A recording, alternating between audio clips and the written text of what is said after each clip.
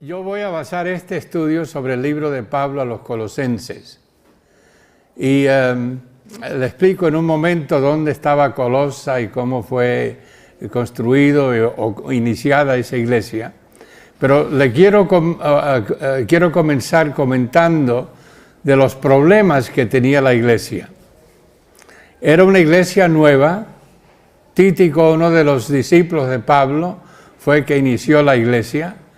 Y estaba en un periodo cuando se creía en general, y enseñaban esto los judíos, que había solo un Dios. No daban cabida ni para Jesucristo, ni daban cabida para el Espíritu Santo. Solo había un ser que era Dios. Y entonces vienen los apóstoles y vienen los cristianos anunciando que Cristo nació en Belén. Era Dios hecho carne, y eso dentro de la filosofía greco-romana era imposible, porque Dios de ninguna manera puede materializarse. Dios es espíritu, y la materia y el espíritu no combinan. Entonces rehusaban aceptar el hecho de que si Cristo nació, pudiera ser Dios. Así que esto por un lado. Interesantemente, nosotros vivimos en un día donde hay un problema muy paralelo. Hoy todo el mundo quiere enfatizar el Espíritu Santo y decir el importante es el Espíritu Santo.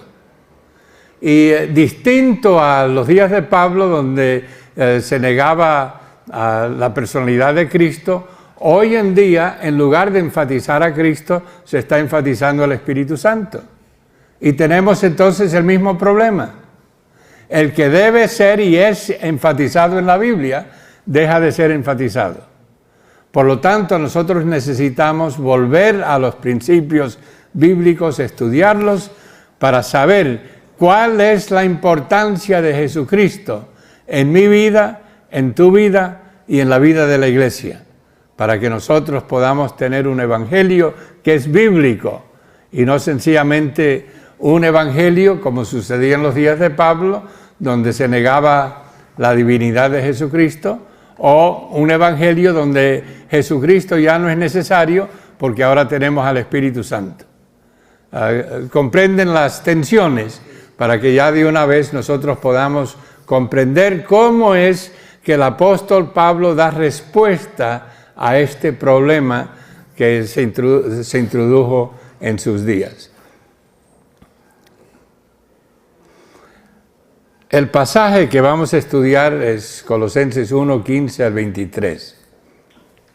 Y vamos a ver que todos estos versículos están concentrados en explicarnos quién es Jesucristo. Ya digo un poquito más adelante que esta es la porción en toda la Biblia que más y mejor define a Jesucristo. Si queremos conocer teológicamente quién es Jesucristo, este es el mejor pasaje para hacerlo. Vamos a ver en el estudio el reflejo perfecto de nuestro eterno e invisible Dios. Vamos a ver la relación que tiene el Hijo con el Padre, en otras palabras. En segundo lugar, vamos a ver al todopoderoso Creador del universo. Y ustedes se van a sorprender, creo, al notar que dice Pablo que el Creador no fue el Padre, el Creador no fue el Espíritu Santo, el Creador de toda la naturaleza fue Jesucristo. Ahora, el Padre y el Espíritu Santo estaban involucrados. No hay nada que una persona de la Trinidad haga en la cual los otros dos no estén involucrados, porque tenemos solo un Dios. Pero cada persona tiene algo especial que hace, como por decirlo en nuestros términos, una responsabilidad principal que tiene el Padre, otra responsabilidad que tiene el Hijo, por decirlo así simplemente, ser el redentor de la naturaleza caída, y el Espíritu Santo, quien es el que apunta a Cristo y obra en nuestros corazones preparándonos para que nosotros respondamos a las demandas de Dios. Ahora, cuando acabo de decir estas cosas, para su aclaración teológica, esa es la relación de la Trinidad de nosotros los seres humanos. No sabemos cómo Dios trata en el cielo. La única indicación que tenemos, hágase tu voluntad, ¿se acuerdan del Padre Nuestro? En la tierra como en el cielo. Pero cuando estudiamos la Biblia vemos lo que la Trinidad ha hecho por nosotros los seres humanos. ¿Cuál es la relación de Dios con los ángeles, con los otros seres? Los indicios bíblicos que tenemos son muy, muy pequeños. Así que la Biblia habla del trato de Dios con nosotros los seres humanos. Y eso, por supuesto, es lo importante para nosotros. En tercer lugar, el Todopoderoso Creador es el que forma una nueva creación que llamamos la Iglesia. Y vamos a tener un poquitito de eclesiología aquí en el estudio. ¿Qué es la Iglesia? ¿Por qué tuvo que hacerse la Iglesia? Y entonces el gozo que nosotros tenemos de pertenecer a la Iglesia. Y por último vamos a ver la reconciliación que Jesucristo logra con todo que ha sido condenado a cuenta del pecado del ser humano. Así que va a ser un estudio, espero que les sea de mucha utilidad y de mucho uso, sobre todo que llegue a su corazón a apreciar a Cristo como usted nunca lo ha apreciado. Ahora, la carta a los Colosenses fue escrita por Pablo cuando él estaba en Asia Menor. El Evangelio, si ustedes se acuerdan, empezó en Jerusalén. Y de Jerusalén se abrió la segunda iglesia en Antioquía. Y de Antioquía nosotros tenemos el tiempo cuando estaban ahí reunidos los líderes de la iglesia y el Espíritu Santo dijo, sepárame a Pablo y a Bernabé, y el Espíritu Santo los manda a Asia Menor. Y el primer viaje que hace el apóstol Pablo es a estas regiones de Asia Menor. Aquí vamos a ver la región. Y él viaja por muchas de estas ciudades. Ahora que nosotros sepamos, él nunca llegó a la ciudad de Colosa. Él se centró en la ciudad de Éfeso. Y ahí vamos a ver lo que nos dice el libro de los Hechos. Dice, se apartó Pablo de ellos, unos grupos que le estaban persiguiendo, y separó a los discípulos discutiendo cada día en la escuela de uno llamado Tirano. Así continuó por espacio de 2 años, de manera que todos los habitantes en Asia, judíos y griegos, oyeron la palabra del Señor Jesucristo. Entonces Pablo está en la ciudad de Éfeso, como ya vimos y se lo voy a enseñar otra vez, y allí por 2 años él enseña a un grupo de estudiantes. No sabemos cuán grande fue ese seminario, no sabemos cuántos estudiantes tuvieron, pero entonces Pablo manda a esos estudiantes por toda Asia y ellos van estableciendo iglesias. Y el Evangelio se riega entonces por estos estudiantes. Ahora, a mí me interesa mucho enfatizar esto, porque la visión de los pinos comenzó con este texto de la Biblia. Y mi papá estableció el seminario Los Pinos Nuevos para enseñar a jóvenes cubanos para que ellos salieran y abrieran las iglesias en Cuba. Y así sucedió. Ustedes son el resultado, por decirlo así, de esta visión que Pablo tuvo aquí en la ciudad de Éfeso. Entonces vemos la relación entre Éfeso, a donde estaba Colosa, y tenemos un poquito de idea geográfica de cómo sucedió ese evento tan enorme, ¿no? Dice, todos los griegos, todos los judíos oyeron el Evangelio. Ahora esta región del mundo es habitada por árabes, pero en aquellos tiempos era habitada por romanos y griegos. Así que tenemos una diferencia de razas. Continuemos. En su carta a los Colosenses, Pablo nos habla de la confianza que debemos y podemos depositar en Jesucristo. porque en él Cristo habita corporalmente, ¿cuánto de Dios?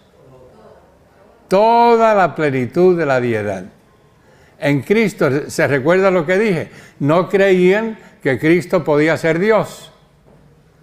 Y una de las primeras cosas que Pablo está diciendo, en Cristo, aquel que nació en el pesebre, mora toda la plenitud de la deidad.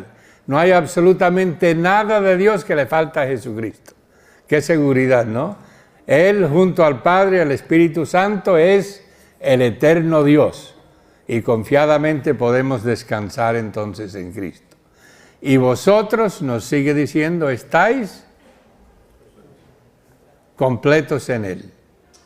No necesitas nada más, porque si tienes a Cristo, tienes al Padre y tienes al Espíritu Santo. Interesante, ¿no? No necesitas nada más. Si tienes a Cristo, ya tienes todo lo que se puede tener de Dios, porque estáis completos en Él, que es la cabeza de todo principado y potestad. Y veremos eso más adelante. Entonces, nosotros tenemos, por decir así, la supremacía de Jesucristo sobre todo lo que existe. Y esto es bueno reconocer en el sentido que cuando nosotros tenemos algún problema, tenemos alguna necesidad, tenemos a quién recurrir. Y Él nos ama tanto porque murió en la cruz por nosotros, que Él oye nuestras oraciones y contesta de acuerdo a su voluntad. Entonces Jesucristo está sobre todo lo que ha sido creado y vamos a ver eso con más detalle. Ya les dije que esta carta representa en forma sumaria todo lo que es Jesucristo. Y aquí tenemos las bases teológicas en la cual nosotros confiamos. Vamos a ver en primer lugar que Jesucristo es la imagen del Dios invisible y el primogénito de toda creación. La imagen del Dios invisible. Dios es espíritu. Dios no es material. Por eso la Biblia nos dice, nadie puede ver a Dios. Nosotros no podemos ver un espíritu. Solo podemos ver algo material. Entonces, cuando Cristo nace en el pesebre, Dios en Cristo se hace visible. ¿Se recuerdan ya al final que Tomás llegó a Jesús? Y dijo, Jesús le dice, yo voy a regresar al cielo. Y Tomás dice, antes que te vayas queremos un favor. Enséñanos al Padre. Queremos conocer a Dios el Padre. Y se recuerdan qué fue lo que dijo Cristo. Tanto tiempo he estado con vosotros y no habéis visto al Padre. ¿Por qué pudo decir eso? Precisamente porque Él representa todo lo que es Dios. Y si ves a Cristo, tú ves al Padre. Si ves a Cristo, tú ves al Espíritu Santo, que son invisibles. Entonces tenemos la otra respuesta que Dios le dio a Moisés. Moisés también quiso ver a Dios. Dios hizo cosas tan grandes con Moisés.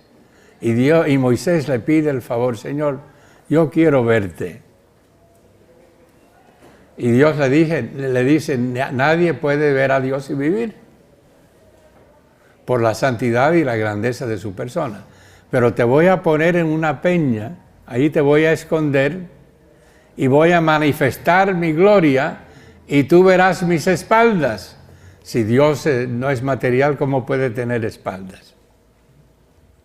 ¿Qué fueron esas espaldas de Dios? Fue la gloria de Dios. Y se recuerdan que Moisés bajó de la montaña y ¿cómo quedó su cara? Radiaba la gloria de Dios, porque él había estado con Dios. Y esa es la visión más cercana que jamás un ser humano ha tenido del Padre, aparte de cuando nosotros, por medio de los apóstoles, vimos a Dios en carne, en la persona de Jesucristo. Pero Cristo al humanarse entonces hace que Dios sea visible. Y por esto los evangelios son tan importantes. Tú quieres conocer a Dios, tienes que conocer a Jesucristo. Tú quieres conocer al Espíritu Santo, tienes que conocer a Jesucristo.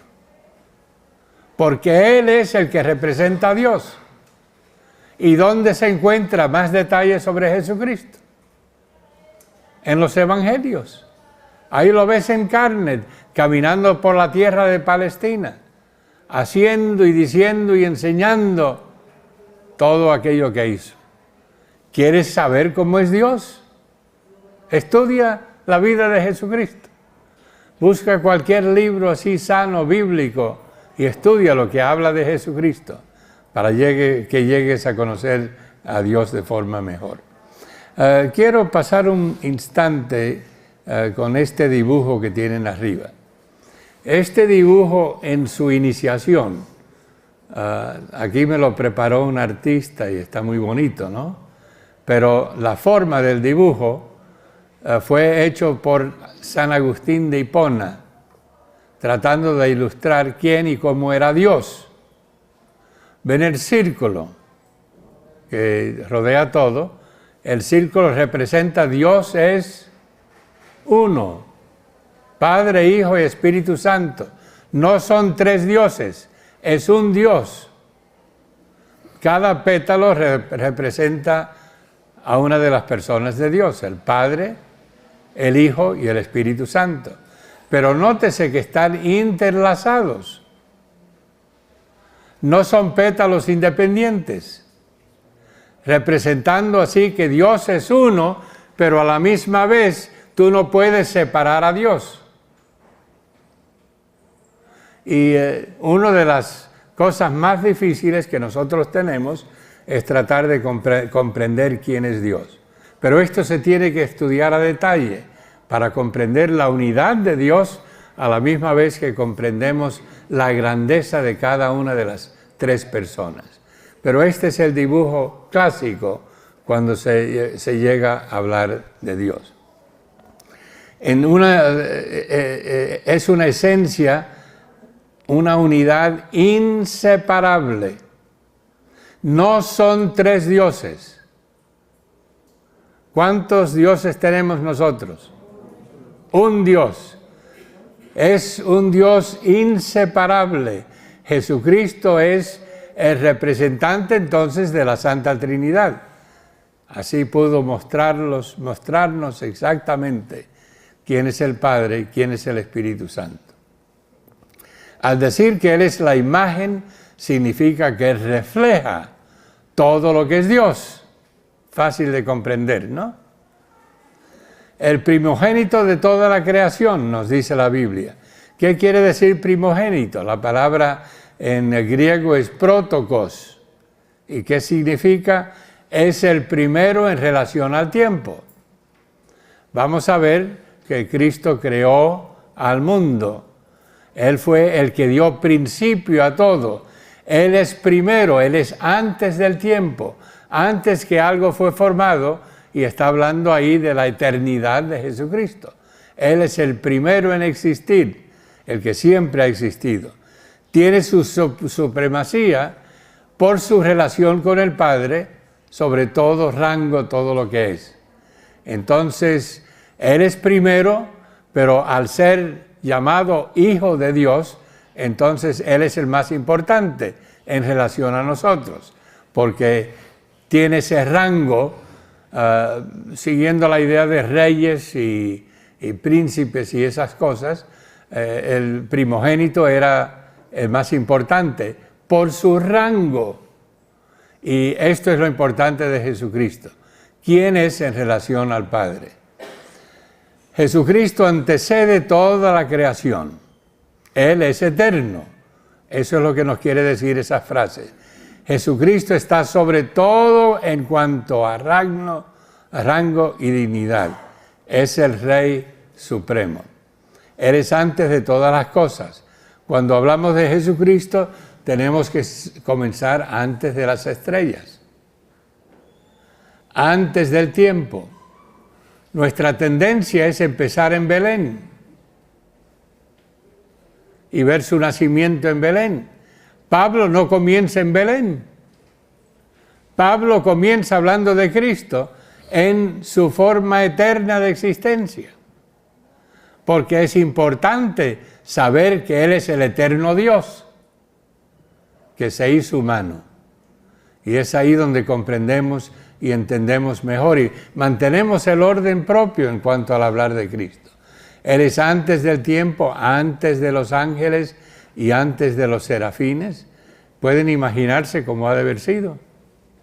Ahora vamos a comprender la grandeza de cada persona de Dios para reconocer que en esa eternidad pasada estaban ellos en una gloria inconcebible.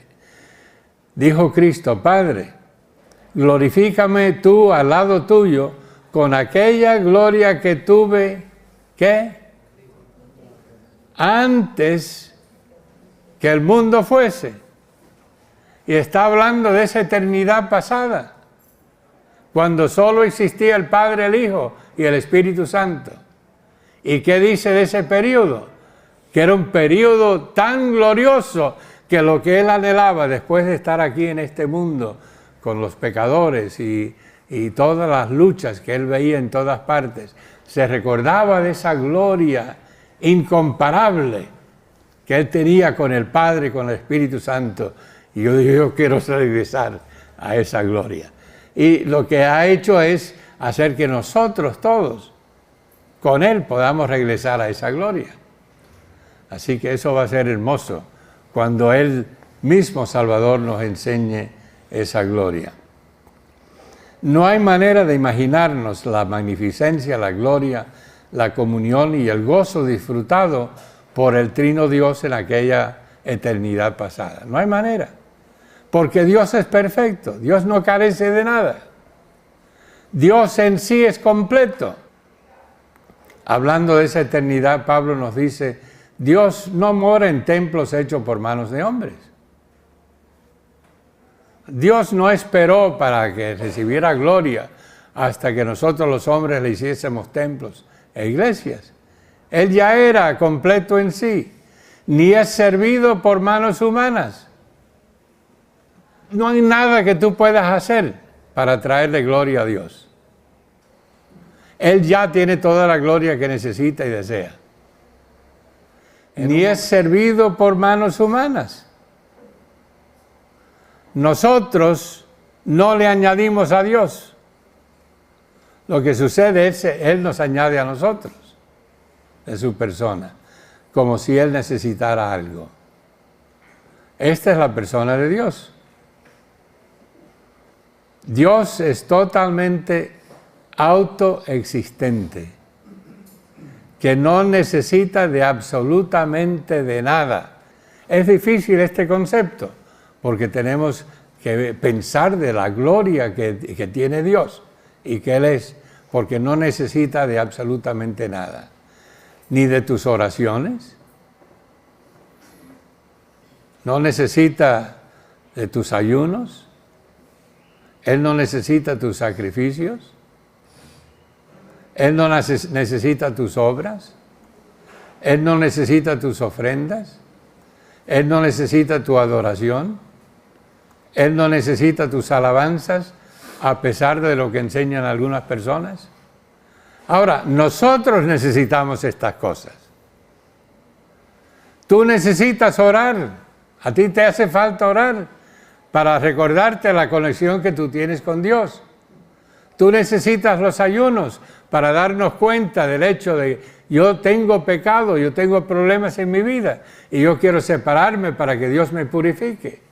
Tú necesitas hacer sacrificios para mostrar que tú amas a Dios de todo tu corazón, pero a Dios no le hace falta esos sacrificios. ¿Entiendes la diferencia? Tú necesitas obrar, salir y evangelizar y hacer cosas por Dios, precisamente para expresar lo que Dios ha hecho por ti, pero a Dios no le hace falta. Si Dios quisiera, pudiera hacer la evangelización del mundo entero por ángeles.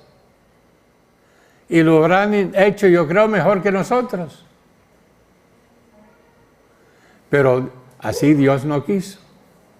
Él quiso que seres humanos que hayan sido perdonados por la sangre de Cristo le contaran a otros qué fue lo que Cristo hizo por ellos. Entonces, es algo que yo necesito, no es algo que Dios necesita.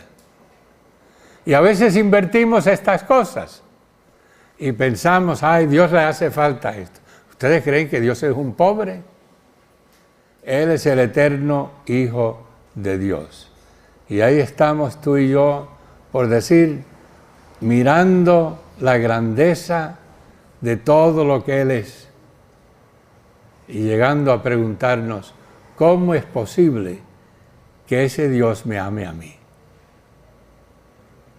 ¿Cómo es posible que yo sea un hijo suyo? ¿Cómo es posible que un día voy a vivir toda la eternidad junto a Él? Qué maravilloso es nuestro Dios, y que Él, un ser tan glorioso y tan grandioso, se haya preocupado por mí.